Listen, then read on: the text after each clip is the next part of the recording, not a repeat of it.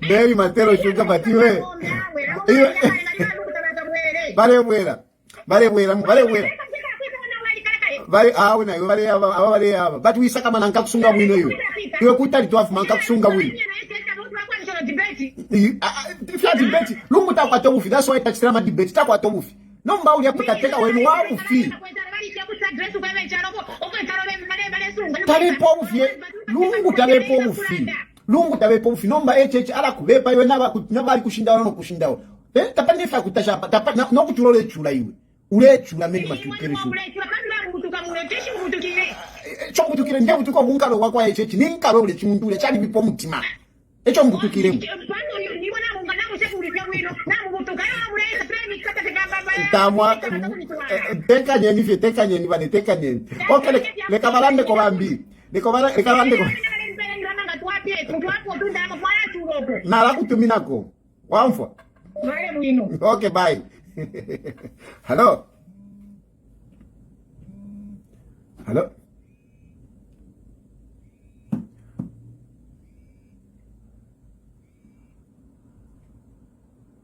Hello?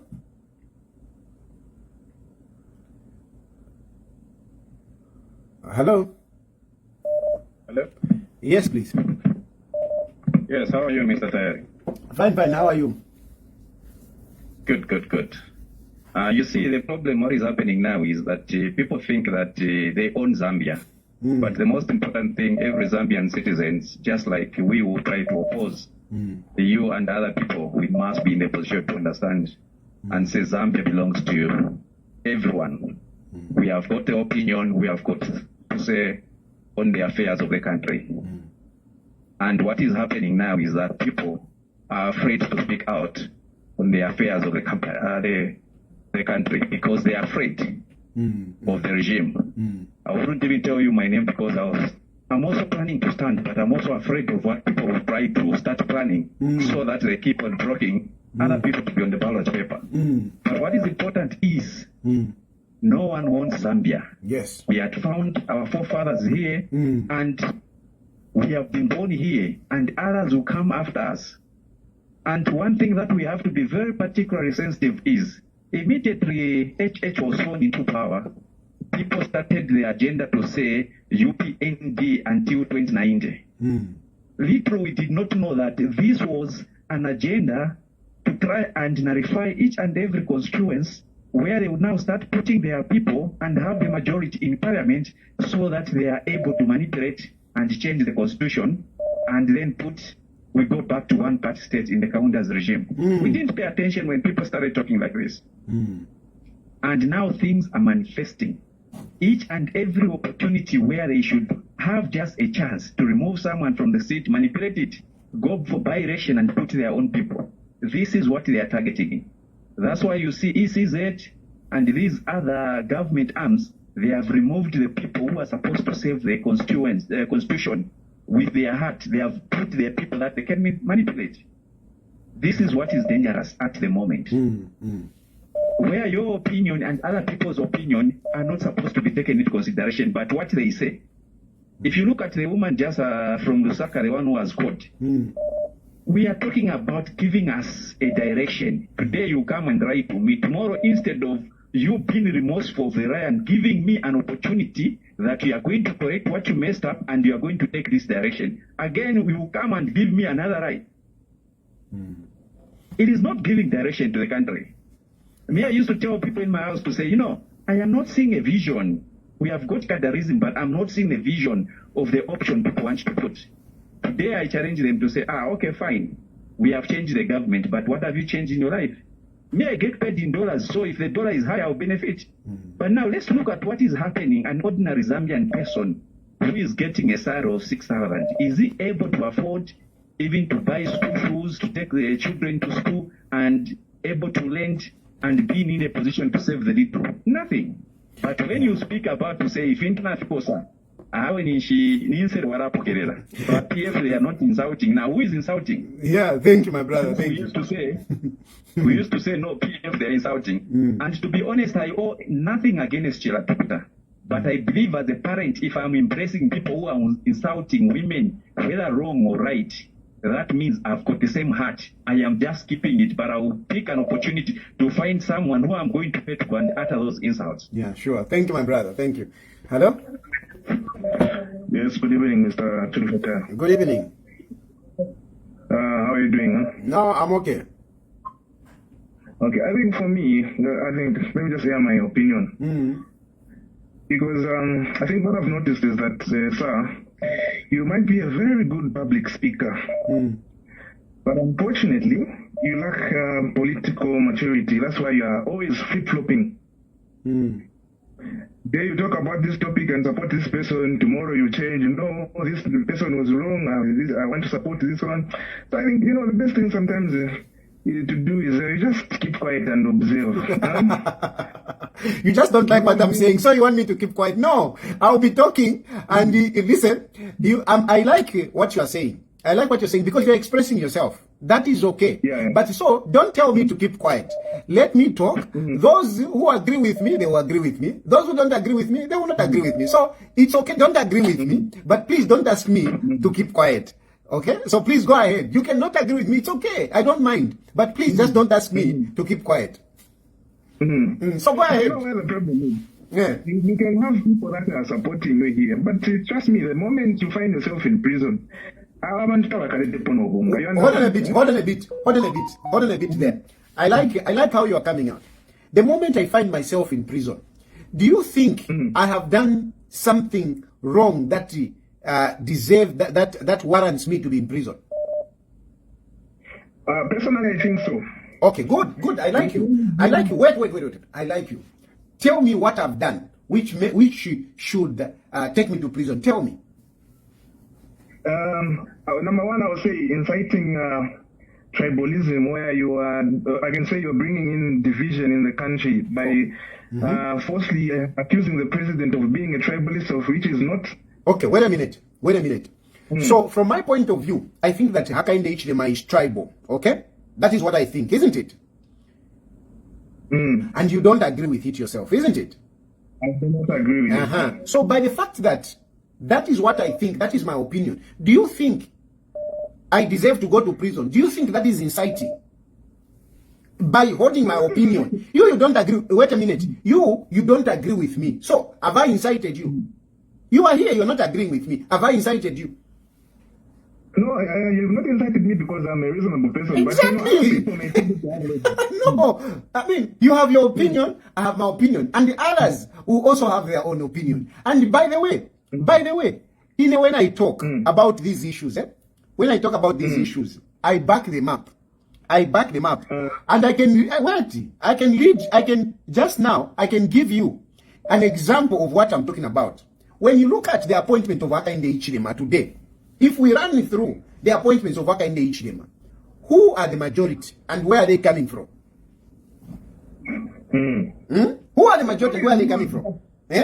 Look at, let's run. Look at the Chief Justice. Where is he coming from? Look at the Speaker. Where is she coming from? Go to the ministries. Start running the ministries. Who is at defense? Who is at finance? Who is at information? Start running through. Then go to parastatals. Then go down to the whatever. You will see that Hakainde Hichilema is more biased to one region. And this is my view. And is it wrong? Is it a crime to hold my view? Is it a crime? You don't agree with me. You don't agree with me. Should I take you to prison? If I become president because you don't agree with me, should I take you to prison? No, the thing is, you cannot point out just a few individuals. No, I can give you a long list, but the point is that, nonetheless, it's my view. You have a view. You don't agree with me. Now, if I have powers, should I send you to prison? Because you don't agree with me. The reason why I'm saying that you are likely to go to prison is because your case is not any way different from Shimakambuli's case. No, I don't even have a case on tribalism. I don't, for that matter. I don't. What I have is mutiny inciting soldiers. Because I spoke about soldiers that you haven't paid soldiers. Is that a crime? Is that a crime? Is that a crime? Tell me. Soldiers were not paid for 3 months. They were not paid for 3 months. Me, I'm a politician. I offer checks and balances. I talk about it. You work. I'm sure you yourself, you work. If you don't get paid for 3 months, if I talk for you, have I incited you to rise against the president? But there is a procedure that is supposed to be followed. Which procedure is talking? And the politician, the only procedure we have as politicians is to talk to people the way I'm talking here. This is the procedure. There's no another procedure. I don't work in government. I'm a politician, opposition political party. Which procedure? And who defines that procedure? No, anyway, you are Zambian and you've got your rights and freedom of expression. So I was giving you a brother. So should I go to prison? Since I'm a Zambian and I've got the right to express myself and I'm expressing myself, should I go to prison? No, what I'm saying is you have to be factual. In as much as you can have freedom of expression. I'm giving you an example. I'm giving you an example. I spoke about soldiers. They were not paid. And they were not paid for 3 months. It was a fact. And when I spoke about it, did I commit a crime? Okay, now let me ask you a question as well. Ask me. If you have not committed the crime, why have you run away? Very good. Let me answer. I like that question. Let me answer. You know why I've run away? And I haven't run away. I'm coming back.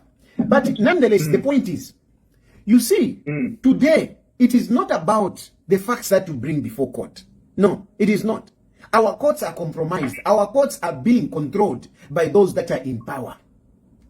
So there is no justice system. Even if you go to court, if those who are in power want you to be convicted, they will convict you. So there is no justice. That is the problem which is there. And I'm sure you can say, give me an example.